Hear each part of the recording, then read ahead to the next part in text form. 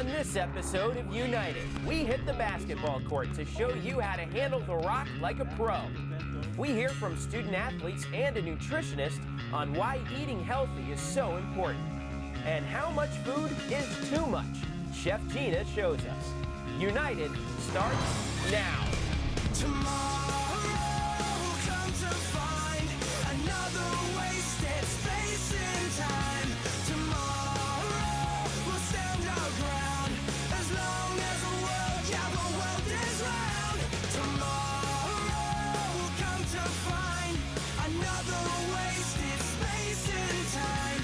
Tomorrow I'll be there waiting.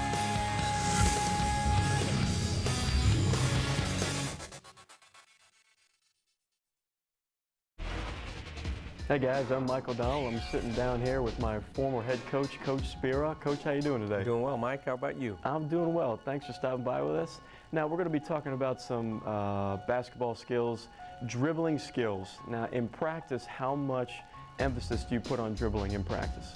Well, we emphasize that quite a bit, Mike. As you well know, it's a big part of being a good basketball player, being able to handle the basketball, getting it from one spot on the floor to another when you're being pressured. And we have to work very hard at skills where you can keep your head up, see the floor, and still know where the basketball is in your hand, be able to make crossover moves, between the leg dribbles, inside-out dribbles, those types of actions you've got to be able to do against good defense. So we emphasize it all practice long, every day. You talked about keeping your head up while you're dribbling. Why is that so important? Well, you have to be able to deliver the basketball via the pass when people become open. You might have a post-up guy who's open on the interior, and if you got your head down looking at the basketball, dribbling it, you're not going to see that he's open in the post. You have to have your head up, be able to pass it, look for your shot opportunities, see the whole floor. You have to see what's going on the court. You can't do that when you're looking down at the ball trying to make sure you handle it correctly. And developing good ball skills isn't just for guards and shorter players.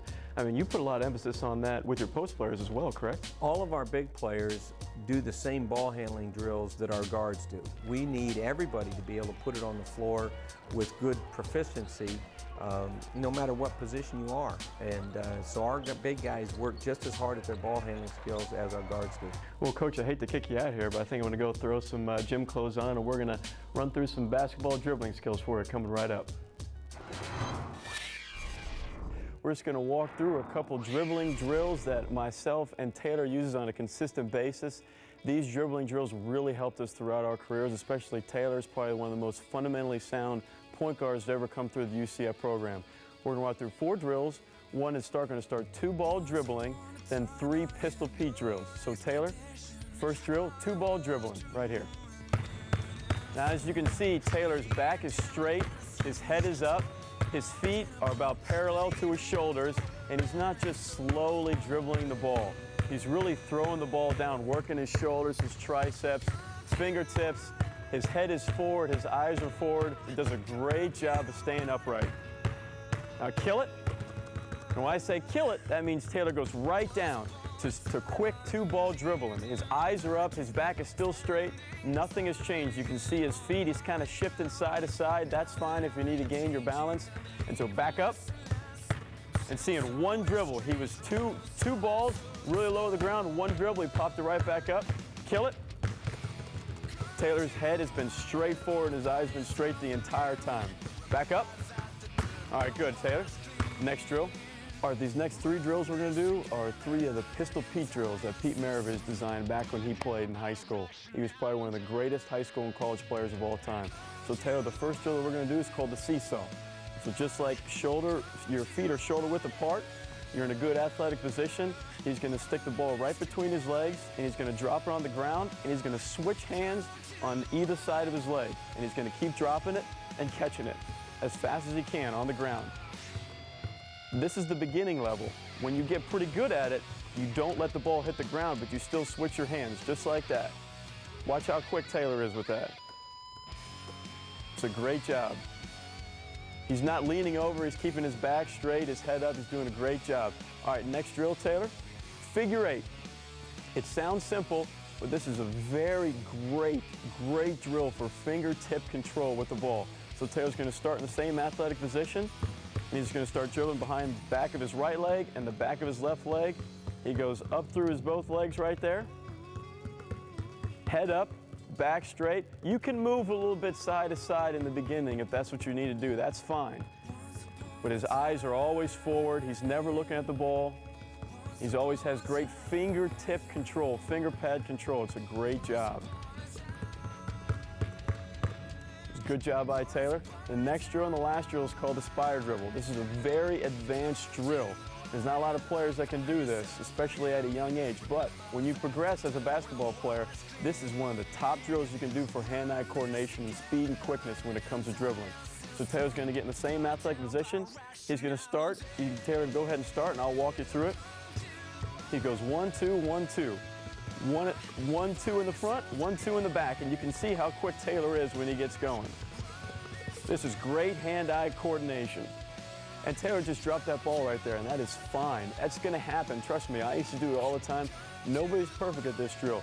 You just walk back over, pick up the ball, and get right back into it and try again. That's what it's all about. All right, next drill we're going to do is called the athletic stance drill. And Taylor's going to get in his athletic stance. He's going to start dribbling. Now, as you can see, an athletic stance, his knees are just outside his shoulders. They're bent, his back is straight, his eyes are forward, and he has his left arm up in front of the ball. That is called the arm bar. So when I go to swipe for the ball, his arm is there, and I can't get in to try and steal the ball. Switch. When I said switch, he went crossover between his legs, and he switched hands, he switched body types. Everything stayed the same. His knees are bent, his back is straight, he's got his arm bar except on the right side now. So even I go and try and steal for the ball now, he's got it. He's got it locked on. Switch. And right back to it. Switch. And you can do this on your own. You can just mentally in your head just say switch in your head. Switch. That's a great job, Taylor. Good job.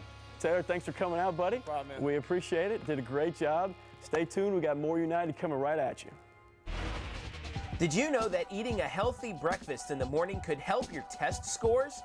A study in the American Journal of Diseases in Children says that students who participated in a school breakfast program scored significantly higher on standardized tests and were absent or late to school less often than those who didn't eat any breakfast.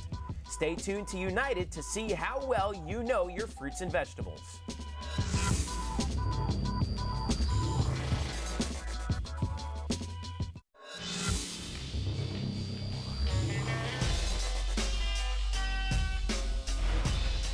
In college, the decisions that student athletes make about sleep, working out, and what they put into their body becomes more important. It takes a conscious effort every day to stay on top of their diet, stress, and harmful toxins. But these student athletes know the risk, because their body, it's their temple. Health and well-being in college athletics is a huge deal, and you know, in many senses, it's half the battle. Whether it's getting your body in shape or eating and drinking right, so that you can actually perform on game days and before every day in practice. A lot changed when I became an NCAA athlete. I started to think about more what I was eating and really understand the effects that whatever I put into my body really comes out in my performance. If you're not healthy, you won't be doing the sport. You won't be able to participate if you don't take care of your body, because eventually it's going to catch up to you and your body's going to shut down. And then you're going to be sitting on the bench watching everybody else. The best thing I've learned that I can do for my body is eat right and eat enough. I think the most important an athlete has to keep in mind is know your own body, know you know what you can get away with, what you can't. Know after a big workout that you need protein, that you need fluids for your body to recover.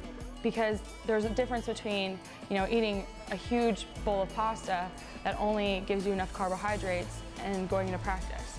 You're missing other things such as proteins and vegetables and all those kinds of things that will help fuel your body through the practice, and also staying hydrated is one of the top things that a student athlete must do. Usually the athletes that make the wrong choices, they eventually catches up to them. They can't perform at a high quality as their teammates do, and they end up not being able to play as much as they would like to, or sometimes they even end up injured because their body just can't physically stay in shape and stay on top of everything that needs to be done. People say it takes a year to get to where you are and 3 weeks to lose it. So you can lose everything that you've built really fast if you don't maintain and don't take care. If you just decide not to work out for a week and not to eat well for a week and to stay up all night for just 7 days, it can really backtrack you not just that week, but a month, or set you back to where you were 3 months ago. You know, I think when you talk about the most dangerous thing an athlete can do is just really getting caught up in whether it's, you know, drugs or alcohol, and really indulging yourself, you know, overly in those things. And in college, it can be really easily accessible, and if you hang out with a crowd that's into that, it can be really easy to start drinking all the time or get into drugs, and that's going to ruin your chances immediately. You can't compete with people that are really taking care of themselves if you're not. It's just a totally different playing field, and you won't even have a chance. You use them at the wrong times, the wrong places, with the wrong people. You could end up in jail. You could end up dead. Drugs and alcohol aren't worth what you can lose. And it doesn't only affect you, but it can also affect the people around you and your teammates. If they know that you're not taking the sport seriously and that you're not giving it 100%, they could write you off really quickly and then just not consider you a real member of the team. Because you have to realize when you're on a team, it's not just about you. Your decisions that you make affects everyone. If you are the outcast or you don't fit in because you don't drink, you're going to be better off in the next 4 years of your life. When you get to college, people aren't going to look at you as an outcast, or they're not going to look at you as the stranger or anything like that, because there are a lot of people that make those same decisions. And also find people that make the same choices that you do, and latch onto those people, because those people will always be there for you. Your teammates are amazing, and they're going to be there for you in the good times and the bad times. above all, when I make decisions about my health or what to eat every day, you know, is just how it's going to affect me, you know, immediately and, you know, the next couple days. Really understanding what your goal is, why you're here, and what you want to do in your sport, the races that you want to win, the games that you want to win. I think that if you're really focused on those games and those races, then you can know that what I'm doing today, maybe I would rather do this, but if I'm making those sacrifices today, I can win tomorrow. Keeping a healthy diet and taking care of yourself is something you can do no matter how old you are.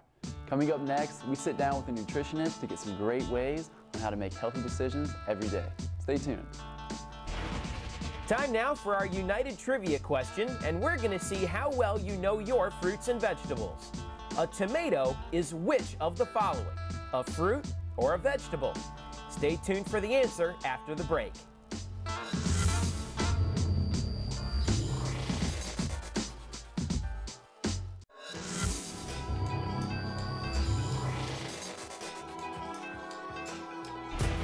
Let's check out the answer to our United Trivia question.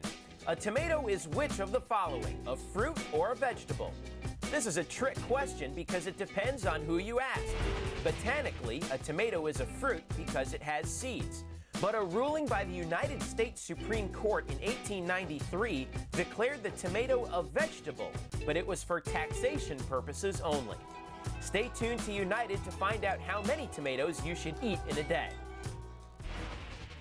Hi, welcome back to United. I'm Stephen Helmkamp. Today we're talking about great tips that student athletes need to know about their nutrition. Here with me today is Megan Van Camp. She's a registered dietitian at the University of Central Florida. Megan, what are some good ways to describe proper nutrition? Well, proper nutrition can be making sure that each of our athletes have the appropriate amount of nutrients such as carbohydrate, protein, fat, vitamins, and minerals. And what are some of the benefits of having a well-balanced diet? Well, a well-balanced diet will ensure that you're getting all the vitamins and minerals, but also have the energy on hand to perform to your maximum ability, which is very important to our athletes. So do all the different food groups play an important role, and like why can't athletes just eat a lot of protein? Definitely. All food groups play a very important role. It's important not to cut out any in particular food group, because when you do, you're cutting out a whole group of nutrients. So greens are actually very important for the average athlete because it gives them bulk of their carbohydrate, which is actually what most athletes need for most of their activity. protein is important too, but sometimes overutilized. So you gotta make sure that you have fruits, vegetables, grains, low-fat dairy products, and protein. Do you see a lot of misconceptions with athletes that they think they know what they're doing when it comes to their diet? Yes, I see both. I see some kids that come to us that don't quite understand what a role nutrition plays in their performance. But then I also get a lot of athletes that are coming to me with things that they have read or things that their friends or teammates have told them. So I get a little bit of both. Well, what are some of the best ways to begin a good nutrition? Well, basically every athlete leaves my office with at least one goal, and the number one goal that they leave my office with is to increase fruits and vegetables. Mm-hmm. So the average athlete that I see eats about 1 or 2 fruits or vegetables a day. So Megan, it's really hard for, I know myself, and I'm sure other students in general, to get that many fruits and vegetables each day. Well, getting 5 to 9 might be a little bit easier than you think because the serving size of fruits and vegetables is smaller than some of us think. So you could easily get 2 or 3 of your 5 fruits and vegetables in a day just by bringing an apple and a banana with you to campus and to classes. Because an apple and a banana will be about 3 of your 5 fruits and vegetables a day. Other things that are portable and easy would be dried fruits. Of course, if you can carry a lunchbox and you can keep cold grapes on hand or berries. So it might be a little bit easier than you may think, but it does take a little bit of planning ahead of time. And how important is it for a student athlete to have a good, well-balanced diet compared to someone who's not so active? An athlete it's very important for them to get the proper nutrition because it's a major part of their performance. You know, training's important, conditioning's important, working on their skills is important, but so is nutrition because without putting the proper fuel in your body, you won't get the right results. So the athlete's needs for certain vitamins and minerals and carbohydrate and protein is a little bit higher than the average person. So you have to be careful that you are getting everything that you need. So what are some of the best ways to start a good foundation of a proper nutrition? Well, the best foundation for proper nutrition is to make sure that you're getting enough fruits and vegetables. That's where the majority of our vitamins, minerals, fiber, and antioxidants come from. So a good step is to try to get 5 to 9 fruits and vegetables a day. Usually the rest of your diet will fall into place after that. Well, Megan, thank you so much for all the tips today. All right. Really appreciate you coming by. Thank you. Stay tuned for more United. Hey, this is LT from 101.1 WJRR. You're listening to the best sounds of area music. UCF Athletics, Access Magazine, and WJRR are proud to support local artists.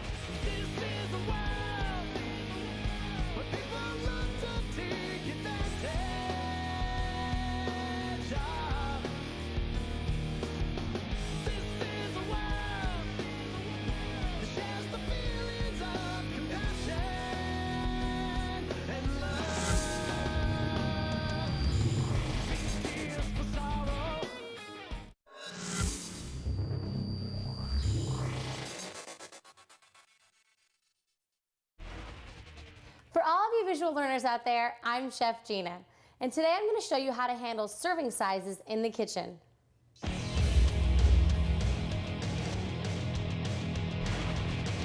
The most important thing is to have a system of measurement.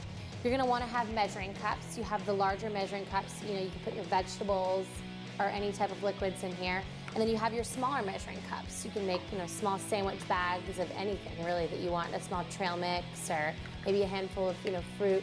But this is really the best way to start off with your serving size. To get a rough estimation of serving sizes throughout the food groups, start with fruit. Now you want to incorporate fruit in your everyday meal plan. A good size fruit is probably small to medium, a pear, an apple, a banana. These are really great snacks to keep with you throughout the day. Now, if you want to have a nice trail mix or pretzels, you want to have probably a good size handful of, nuts or trail mix, which is probably roughly around 1/4 cup. Just throw this into a small plastic bag, which is a good way to set aside snacks instead of grabbing the bag of trail mix and bringing it down to the couch. This is the best way to keep track of what you're eating. When it comes to pretzels, you want to probably have about a cup or so, a little bit more than a handful of pretzels, roughly about 20 pretzels. You can just set these aside, and a plastic bag as well. And when it comes to meat, The serving size is actually a lot smaller than you really think it is. You probably want to keep it, about this size. That's the perfect proportions of the meat that you need to eat. Now, when it comes to serving sizes for anything as dairy or fruit juices, you want about 8 ounces, which comes out to a cup, which is about a small drinking glass.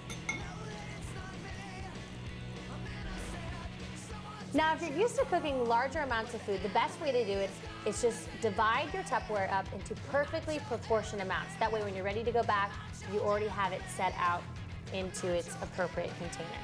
Now, if you're at a barbecue, the best way to keep track of your serving size is these divider plates. They can be your best friend. People usually put all of their starches in the larger part, when in reality, you need to keep your vegetables, your salads, fruit in the larger part, and keep your starches, any type of whole grain in the smaller section, as well as your protein. This is the best way to keep track of what you need to eat as far as proportion is these divider plates, which is a great tip. Another helpful tip for you coffee and tea drinkers out there is serving size sugar packets. These individual little packets are great for keeping track of how much sugar is going in your coffee or tea. For more great nutritional information, you can go to mypyramid.gov or the Weight Control Information Network at win.niddk.nih.gov. That's all for this episode of United. I'm Chef Gina. Make sure to stay healthy and active.